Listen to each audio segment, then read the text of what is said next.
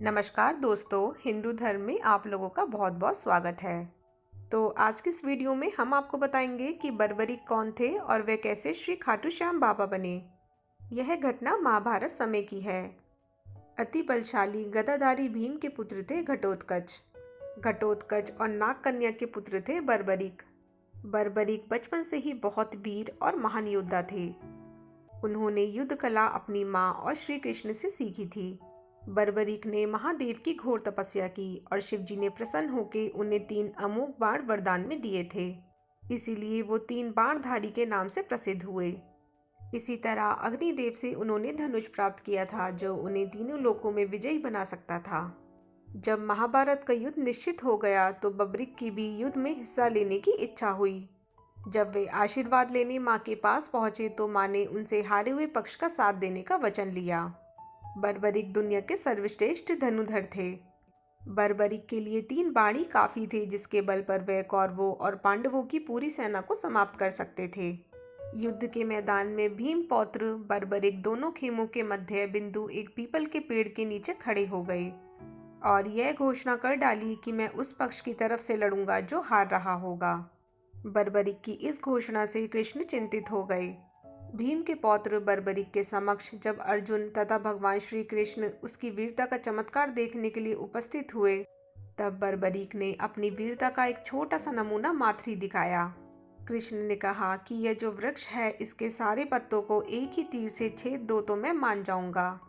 बर्बरीक ने आज्ञा लेकर तीर को वृक्ष की ओर छोड़ दिया।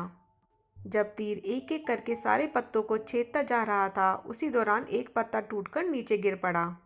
कृष्ण ने उस पत्ते पर यह सोचकर पैर रखकर उसे छिपा लिया कि यह छेद होने से बच जाएगा, लेकिन सभी पत्तों को छेदता हुआ वह तीर कृष्ण के पैरों के पास आकर रुक गया। तब बर्बरीक ने कहा कि हे प्रभु, आपके पैर के नीचे एक पत्ता दबा है, कृपया पैर हटा लीजिए, क्योंकि मैंने तीर को सिर्फ पत्तों को छेदने की आज्ञा दे रखी है, आपके पैर को छेदने की नहीं। उसके इस चमत्कार को देखकर कृष्ण चिंतित हो गए।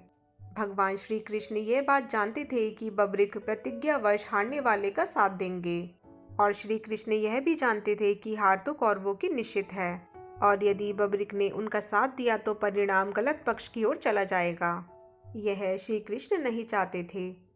तब भगवान श्री कृष्ण ब्राह्मण का भेष बनाकर सुबह बर्बरीक के शिविर के द्वार पर पहुंच गए और दान मांगने लगे। बर्बरीक ने कहा, मांगो ब्राह्मण, क्या चाहिए। ब्राह्मण रूपी कृष्ण ने कहा कि तुम ना दे सकोगे, लेकिन बर्बरीक कृष्ण के जाल में फंस गए और कृष्ण ने उनसे उनका शीश मांग लिया।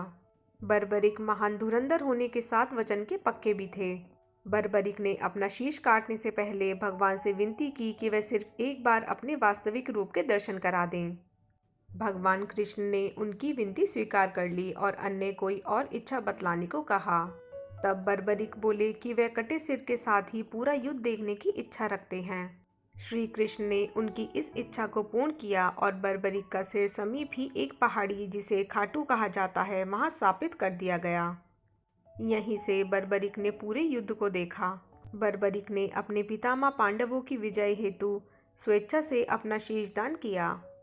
बर्बरीक के इस बलिदान को देखकर श्री कृष्ण ने उनको एक वरदान दिया कि कलयुग में लोग उन्हें कृष्ण के अवतार की तरह पूजेंगे, क्योंकि उस युग में हारे हुए का साथ देने वाला ही श्याम नाम धारण करने में समर्थ होगा तथा सच्चे मन और प्रेम भाव से उनकी पूजा करने वाले की सभी मनोकामनाएं पूर्ण होंगी। बर्बरीक को श्री खाटू श्याम बाबा के नाम से पूजा जाता है।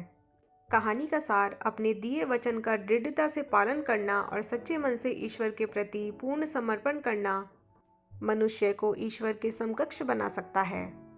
तो दोस्तों, अगर आप लोगों को मेरा ये वीडियो थोड़ा सा भी हेल्पफुल लगा हो तो इसे लाइक और शेयर करना ना भूलिएगा और मेरे चैनल को सब्सक्राइब ज़रूर कीजिएगा। धन्यवाद।